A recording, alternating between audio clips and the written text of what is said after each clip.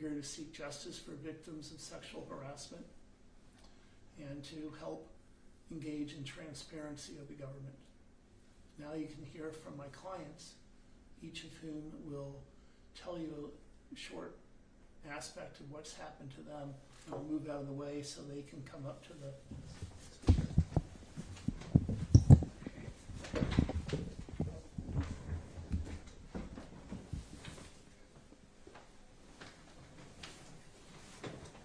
Good morning.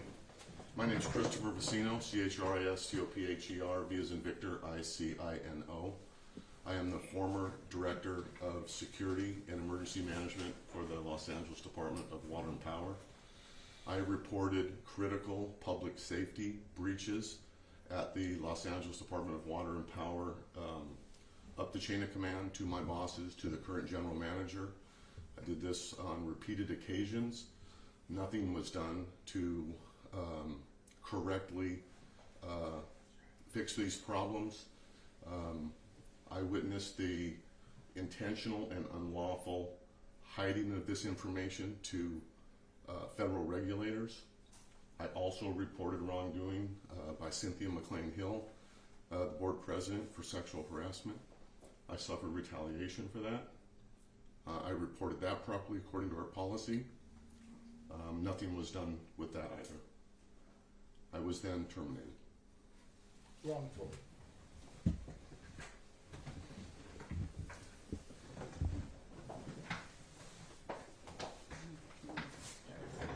Good morning. My name is Arlene Rodriguez, and I'm the Executive Assistant to the General Manager at LADWP. City ordinance requires employees to report fraud, waste, and abuse. I reported multiple whistleblower complaints implicating Cynthia McLean Hill that included alleged misuse of position and misuse of government funds. To date, there have been no known actions taken against her. Others who allegedly aided and abetted were rewarded with promotions. Our former GM was convicted of manipulating DWP procurement process to award sole source contracts in exchange for favors. This suit alleges that this board, under McLean Hill's leadership, continues to steer sole source contracts to friends and political allies in violation of city contracting rules. I was subject to flagrant and continued sexual harassment, reported it, and no action was taken. After filing these whistleblower complaints, I was subject to harassment and retaliation by McLean Hill and her staff.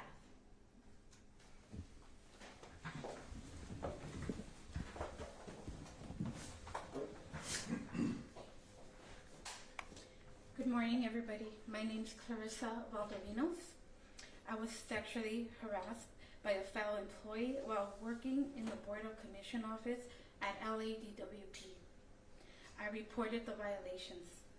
An EEO investigation determined that the harassment occurred, but the perpetrator was never disciplined. When I made complaints against mistreatment, Cynthia McLean Hill retaliated against me. She ridiculed me. She discussed the way I dressed, and I was reprimanded for taking a pre-approved day off on my birthday.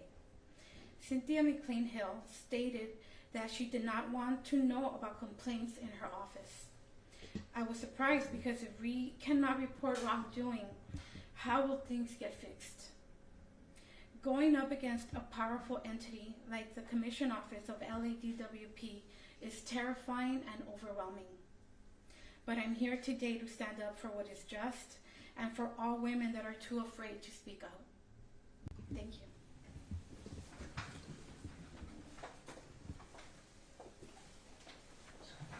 So what you have heard are first-hand accounts of victims. Sorry about that. What you have heard is first-hand accounts of employees of the city of Los Angeles who have reported wrongdoing where the city has taken no action, no corrective action. If our employees are unable to blow the whistle, report wrongdoing, and have it investigated, it results in fraud, corruption, and criminal conduct. we have seen that the LADWP has employees who have been convicted of fraud, corruption, or other acts of criminal wrongdoing. This is an important lawsuit, and it's on an auspicious occasion where one of the individuals working with the LADWP is going to prison. The claims of wrongdoing have only touched the surface. We expect to see significant further developments in this case to show other allegations of wrongdoing in connection with contracts, in connection with power rates, in connection with what each of us has to pay as consumers. And this is a case that we intend to pursue, to go after all those who have alleged wrongdoing against them, even if they're at the top of the department or the top of the city of Los Angeles. We're here to serve notice. We're watching you, and we're coming after you to show the wrongdoing. Thank you. Can you say what the allegations are kind of disparate amongst your clients. What is the common theme that makes this all part of one action? The common theme is each of my clients has reported wrongdoing, and thereafter they suffered retaliation. We have 4 total clients, 3 of whom are here today. And 2 of them were fired, 2 of them were disciplined. All of that was wrongful and improper. The only reason why each of the plaintiffs suffered with retaliation is because they reported wrongdoing. They all reported sexual harassment, and they also reported violations of the rules with respect to contracts, with respect to making sure that contract inventories were accurate, with respect to misappropriation of government funds or other acts of wrongdoing. And then after reporting that, the different plaintiffs suffered. 2 of them paid the ultimate price as an employee. They were fired. Brad, what are you seeking? What's the purpose? Well, we seek a number of things. Number 1, we seek justice for the victims of retaliation and harassment. Number 2, we are seeking that the FBI and other federal investigators continue to pursue their claims and go forward, because we think this is just the tip of the iceberg, those convictions that they have already obtained. We seek to have taxpayers and ratepayers reimbursed by the city for overbilling, some of which is caused because of allegations of wrongdoing and corruption. Any other questions? I'm used to much more.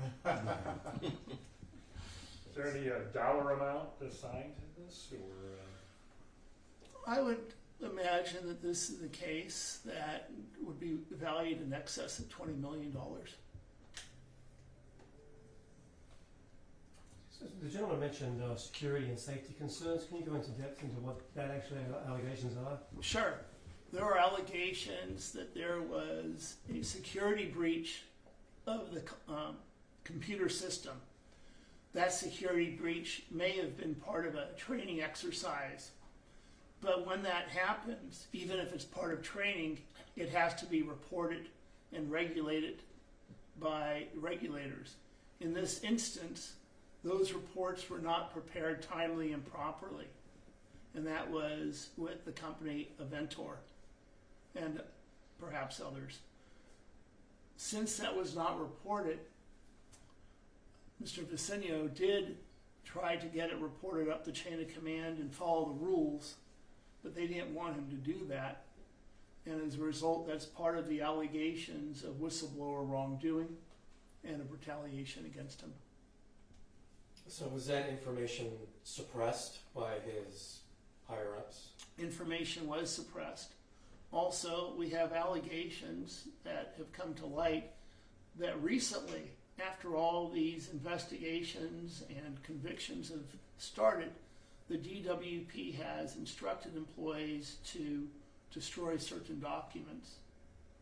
And that is an allegation that we are still pursuing further.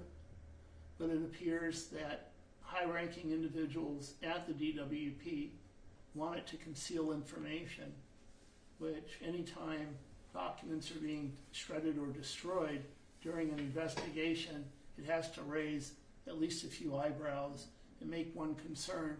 What is in those documents? Why are they being destroyed, and why at this time? So what's the date range of all this? Well, the initial allegations of wrongdoing probably go back to the year 2009.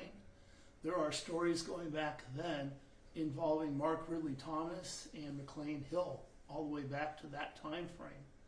But these allegations in this lawsuit are much more recent. They're mostly in the time frames of 2019 to the present.